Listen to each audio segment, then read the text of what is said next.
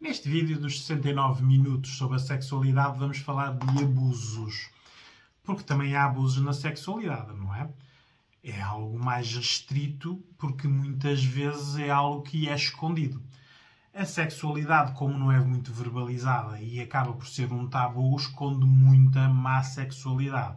Má sexualidade sem consentimento acaba por ser um abuso, não é? Por isso, é sobre isso que vamos falar no vídeo de hoje, não é?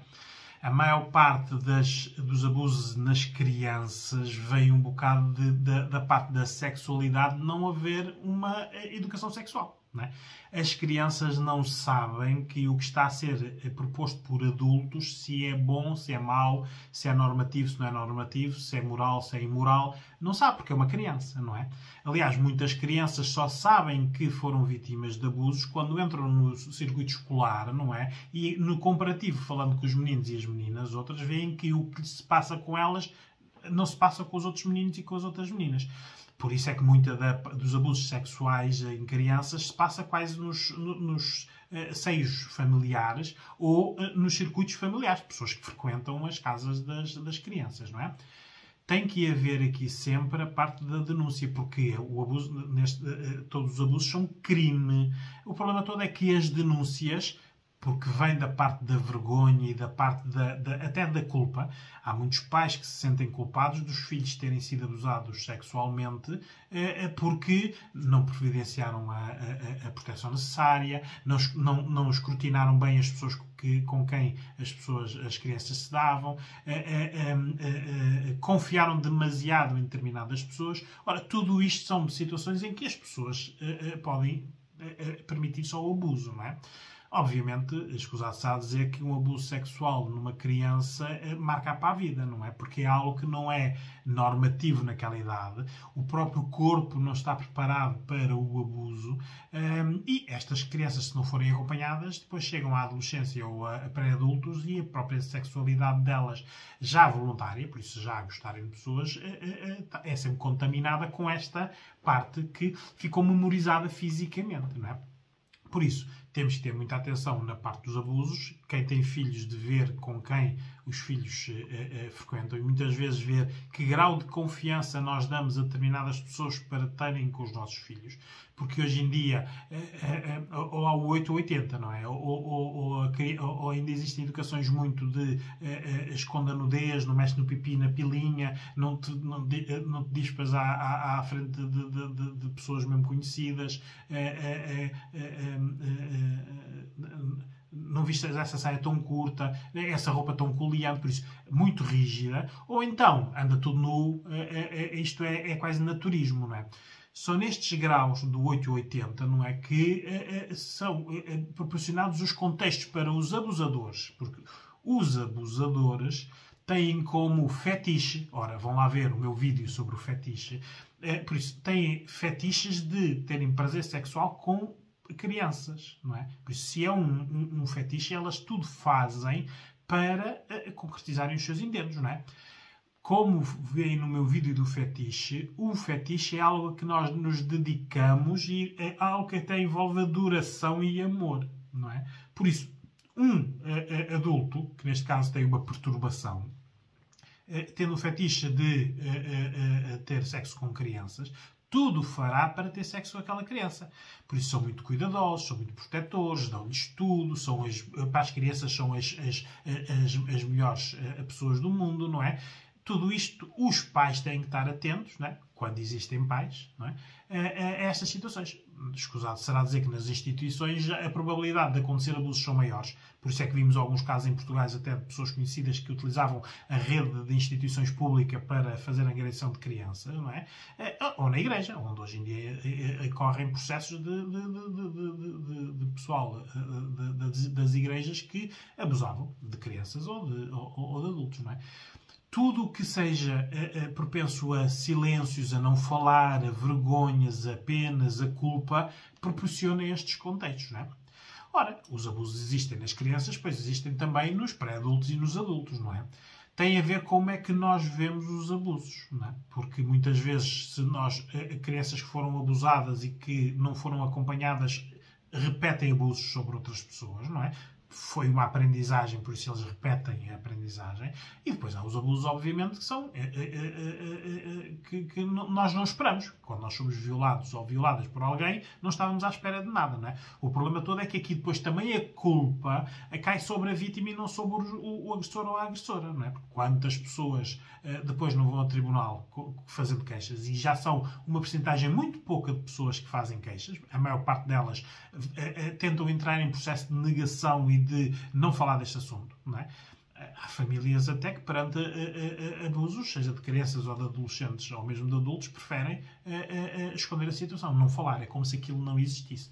Obviamente, não é? Isto é algo que não existe só para quem não passou por. Quem passou por vai sempre existir, não é? Por isso, pessoas que fazem queixas nas polícias ou nos tribunais ouvem muito a situação da parte da provocação, não é? Porque o agressor, obviamente, o abusador vai sempre dizer que foi provocado. Quantos abusadores estão em tribunal a dizer que crianças de 2, 3, 4, 5 anos as provocaram, não é? Abriram as pernas, queriam que ele fizesse sexo com ela. Por isso, para o abusador, a provocação vem sempre do outro lado. Por isso, no sistema está um bocado esta ideia de que uma mulher vestir saias curtas ou ter um decote muito vincado está a provocar um homem, não é? Ora, isto é uma má educação, não é? É tudo isto. Por isso é que tudo isto potencia estes abusos, não é? Os adultos, perante um abuso, têm outra gestão emocional do que uma criança, obviamente, porque já têm uma vivência de vida, não é? É muito mais fácil, em psicoterapia, nós fazermos um acompanhamento de um adulto ou uma adulta que foi abusada do que uma criança, menino ou menina, que foi abusada, não é? Até mesmo na verbalização, como é que se expressam, como é que se falam do que aconteceu, não é? É, hoje em dia, muito importante, perante abusos, fazermos queixas, não é? Isto são os abusos que nós não estamos à espera. Depois há os outros abusos que nós não estamos à espera, mas que vão acontecendo. E hoje em dia, em muitos casais, as relações são de tal modo agressivas, não é? Em termos de verbalização, em termos de tratamento, distanciamentos, silêncios, não é? Que as suas atividades sexuais envolvem um bocado de dominância e de poder, não é? Quantas mulheres não dizem que muitas vezes que são quase vítimas de violações dos companheiros ou dos maridos, não é? Que elas depois acabam por quase desvalorizar porque são companheiros e maridos, não é? Porque, então essas pessoas têm muita vergonha. Imagina ir fazer uma queixa e eu venho fazer uma queixa de violação do meu marido, não é? A própria queixa, quem a recebe, como não é normativa, não sabe muito bem lidar com ela. Mas a pessoa, sendo casada, pode cometer uma violação. Violação é tudo o que acontece onde envolva dor e que não é consentido. Pronto, não é? Não estamos a falar de bondage. Ora, vamos lá ver o meu vídeo de bondage, onde são adultos e em consenso que praticam práticas que envolvem dor, não é? Não é a mesma coisa. Isto não é o abuso, porque são dois adultos que querem, verbalizaram antes o que vão fazer, estabeleceram limites, e aliás até existem palavras de segurança no bondage. Quando houver muita dor, se eu disser que a palavra de segurança é passarinho, quando eu disser passarinho, para naquele segundo, não é? Ora, nos abusos isto não acontece, não é? Por isso as mulheres muitas vezes falam de que não dormem porque os maridos abusam delas de noite, quando elas estão a dormir, não é? Muitas delas até têm maus sonos porque sabem que vão para a cama e que vão ser atacadas. Então, se isto envolver vícios do álcool e de drogas, é pior ainda, não é? Isto para não falar de parceiros que são autênticos violadores, seja dentro de casa ou fora de casa. Por isso, chegam a casa e violam, não é? E muitas mulheres, muitas delas têm filhos porque os abusadores usam os filhos, engravidando a mulher muitas vezes para ela ficar mais dominada, porque está mais limitada a nível de situação económica, não é? Há autênticos casos de abusos, não é? Que podem durar anos, não é? Sem ninguém saber de nada, não é? E esqueçam lá o vosso pensamento normativo de que isto só se passa onde não há educação e onde há pobreza. Não. Há aí muita gente da classe alta a ser violada e que não fala porque não quer perder o Mercedes, as férias nas Bahamas ou a moradia em Cascais ou na Foz, não é? Os abusos acontecem em todos os contextos onde existem poderes desequilibrados, não é? Alguém tem muito poder, pensa que pode fazer o que quer. Quem não tem poder acha que quem pode fazer, não é? Há pessoas que, o seu status, pela sua integração na sociedade, têm muita vergonha em fazer qualquer tipo de queixa nas autoridades, obviamente, não é? Quando nós vemos casos de pessoas de figuras públicas que já fizeram essas queixas, é porque não é só por causa do abuso, é depois das chantagens que se seguem aos abusos, porque para alguém se expor de tal maneira, sabendo que depois a justiça é lenta, é preciso um ato de coragem muito grande, não é? Sempre que estes casos são detectados a nível de consulta de psicologia, a nossa primeiro conselho é isto tem que ser alvo de queixa, obviamente, não é? Preparamos as pessoas para as queixas, não é? Para a exposição, para voltar a repetir, porque quem foi abusado sexualmente, quando repete, quando verbaliza, o corpo está a sentir outra vez a violação.